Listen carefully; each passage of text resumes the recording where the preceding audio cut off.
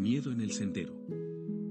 A las 9:15 llegó a Colla Branca junto con la luna, a y 20 ya estaba en la bifurcación de los dos árboles, hacia y media estaría en la fuente. San Faustino a la vista antes de las 10, a las 10:30 en Perayo, Crepo a medianoche, hacia la 1 podía estar en casa de Vendetta, en Castagna, 10 horas de camino a paso normal, 6 horas para él, Vinda, la estafeta del primer batallón, en mensajero más veloz de la brigada. Iba a buen paso Vinda, dejándose caer por los atajos, sin equivocarse nunca en las vueltas todas iguales, reconociendo en la oscuridad las peñas, los matorrales, tomando de frente las subidas, con firmeza, sin cambiar el ritmo de la respiración, el vigor de las piernas impulsadas como por émbolos. «Ánimo, Vinda», le decían los compañeros apenas lo veían de lejos trepar hacia el campamento. Trataban de leerle en la cara si las noticias, las órdenes que traía, eran buenas o malas, pero la cara de Vinda se cerraba como un puño, era una estrecha cara montañesa de labio velludo, sobre un cuerpo bajo y huesudo más de niño que de adolescente, con músculos como piedras. La suya era una tarea dura y solitaria, despertarse a cualquier hora, tener que ir en busca de sierpe, de piel, tener que caminar por la noche en la oscuridad de los valles, con la compañía del arma francesa que llevaba colgada a la espalda, ligera como un pequeño fusil de madera, llegar a un destacamento y tener que salir de nuevo hacia otro o regresar con la respuesta, despertar al cocinero y hurgar en las marmitas frías, después volver a partir con una escudilla de castañas todavía en la garganta. Pero era también su tarea natural, para el que no se perdía en los bosques, que conocía todos los senderos, recorridos desde niño cuando cuidaba las cabras, iba por leña o por heno, el que no cojeaba ni se despellejaba los pies yendo y viniendo por aquellas piedras como tantos partisanos que subían desde la ciudad o venían de la costa. En aquellos valles la guerra daba ceñidas vueltas sobre sí misma como un perro que quiere morderse la cola, los partisanos con los cazadores y los soldados, pie con pie, si unos subían al monte los otros bajaban al valle, después a la inversa, dando siempre grandes vueltas en las crestas para no terminar los unos debajo de los otros, exponiéndose a que les dispararan, y siempre quedaba alguno muerto, arriba o abajo. El pueblo de Vinda estaba abajo, en el campo, San Faustino, 3 grupos de casas en el valle, uno aquí otro allá, la ventana de Regina con la sábana tendida los días de batida. El pueblo de Vinda era una breve pausa entre la bajada y la subida, un sorbo de leche, la camiseta limpia preparada por su madre, después, escapar rápido para no verlos llegar bruscamente de todas partes, que en San Faustino ya habían muerto bastantes partisanos. El invierno era un juego de persecuciones y escondites, los cazadores alpinos en Vallardo, los milicianos en los molinos, los alemanes en Briga, en medio, los partisanos apretados en 2 recodos del valle que esquivaban las batidas desplazándose en la noche de uno a otro, a través de los lugares disputados. Justo aquella noche una columna alemana había iniciado la marcha desde Briga, quizás estuviera ya en Carmo, los milicianos se preparaban a subir desde los molinos como refuerzo, los destacamentos dormían sepultos en la paja de las barracas, alrededor de las brasas semiapagadas, Vinda caminaba en la oscuridad de los bosques confiando la salvación de todos ellos a sus piernas, en este orden, evacuar el valle enseguida, al alba todo el batallón con la artillería pesada en la cresta del Pellegrino. La ansiedad era un ligero aleteo de murciélago en los pulmones de Vinda, un deseo de aferrar con la mano la cresta a 2 kilómetros de distancia, de izarse hasta allá arriba, en la oscuridad sin perspectiva, soplar la orden como un hálito de brisa en la hierba y sentirlo deslizarse por las narices, como a través de los bigotes, hasta Vendetta, sierpe, guerrilla. Después abrirse un hueco entre las hojas de castaño y hundirse en él con Regina, primero quitar los erizos de castaña que pincharían a Regina, pero cuanto más se cava entre las hojas más erizos se encuentran. Imposible hacer un hueco para Regina, Regina con su piel lisa y fina. Las hojas secas y los erizos crujían bajo los pies de Vinda, casi como un chapoteo, los lirones de redondos ojos brillantes corrían a guarecerse en lo alto de los árboles. «Ánimo, Vinda», le había dicho Hígado, el comandante, al darle la consigna. El sueño se alzaba desde el corazón de la noche aterciopelándole el interior de los párpados. Vinda hubiera querido perder el sendero, extraviarse en un mar de hojas secas, nadar hasta quedar sumergido en él. «Ánimo, Vinda». Binda tomaba ahora la costera alta de Tumena, todavía helada, una estrecha pista con marcas de pasos.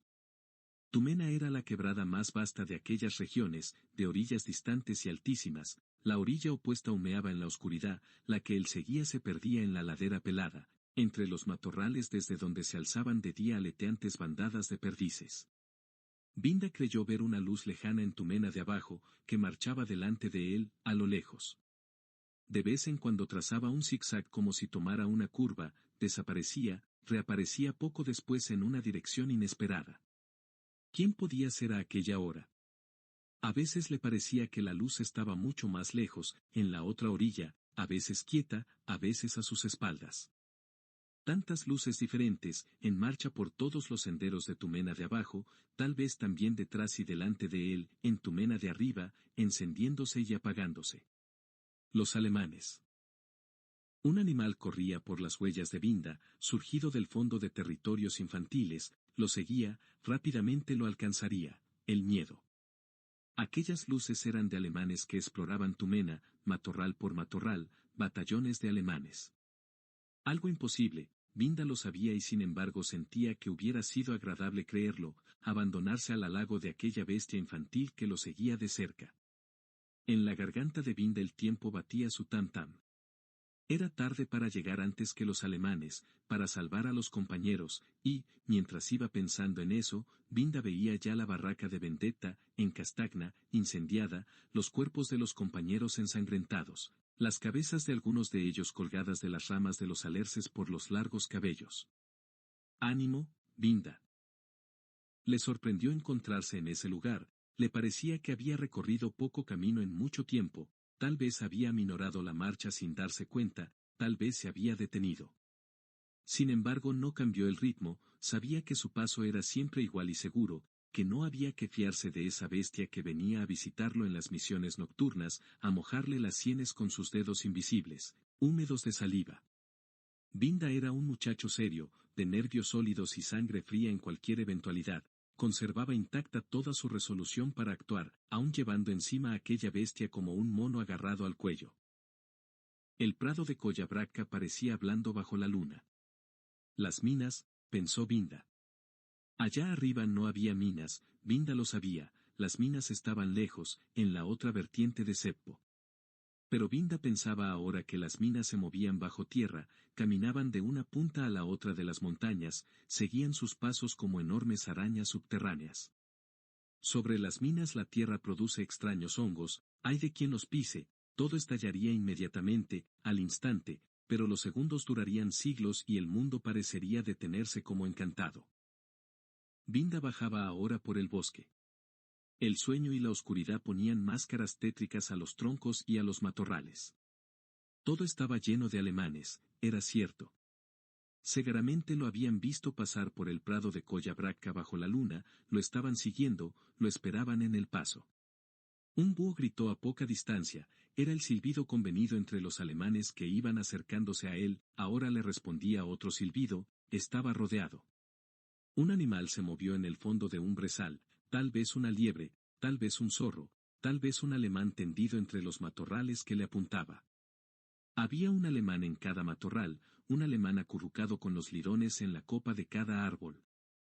Las canteras estaban llenas de cascos, los fusiles se alzaban entre las ramas, las raíces de los árboles terminaban en pies humanos. Binda caminaba a lo largo de un doble seto de alemanes al acecho, que lo miraban con ojos brillantes como hojas, cuanto más andaba más se hundía entre ellos. Al tercer grito de búho, al cuarto, al sexto, todos los alemanes saltarían a su alrededor, apuntando con sus armas, el pecho cruzado de bandas de metralla.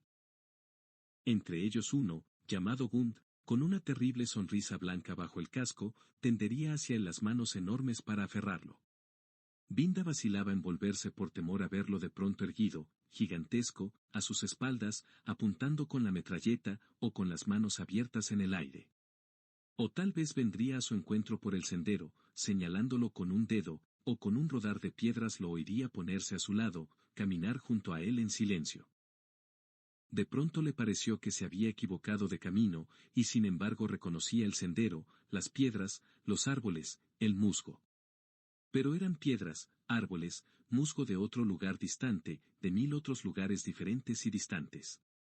Después de aquel peldaño de piedra debía de haber un despeñadero, no un zarzal, dejando atrás ese cobertizo una planta de retama, no de acebo, el riacho tenía que estar seco, no con agua y ranas.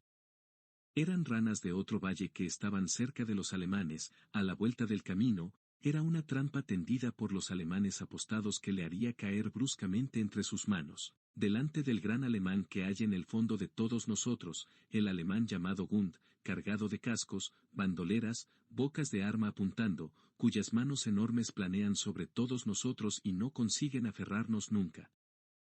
Para expulsar a Gund hay que pensar en Regina, cavar en la nieve un hueco con Regina, pero la nieve está dura y helada, Regina no puede tumbarse, vestida con una falda delgada como la piel. Tampoco es posible bajo los pinos, la capa de agujas no acaba nunca, debajo la tierra es un hormiguero, y Gund ya está sobre nosotros, baja la mano sobre nuestra cabeza, sobre nuestra garganta, sobre nuestro pecho. Sigue bajándola, gritamos.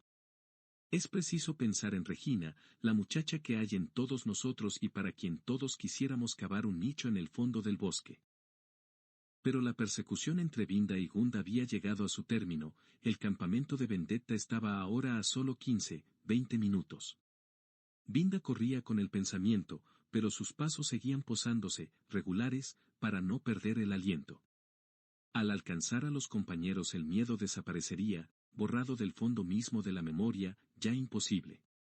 Había que pensar en despertar a Vendetta y a Sable, el comisario, explicarles la orden de Hígado, después volver a salir hacia Jerbonte, para avisar a Sierpe. ¿Pero llegaría alguna vez a la barraca? ¿No estaba amarrada a un hilo que la alejaba, a medida que él iba acercándose? Y al llegar, ¿no escucharía, Auschausch, todos los alemanes en torno al fuego comiendo las castañas que habían quedado? Binda ya se imaginaba llegando a la barraca medio incendiada y desierta. Entraba, vacía. Pero en un ángulo, enorme, sentado a la turca, el casco tocando el techo, estaba Gund, sus ojos redondos y brillantes como los del lirón, la sonrisa blanca de dientes entre sus labios hinchados. Gund le hacía un gesto, siéntate.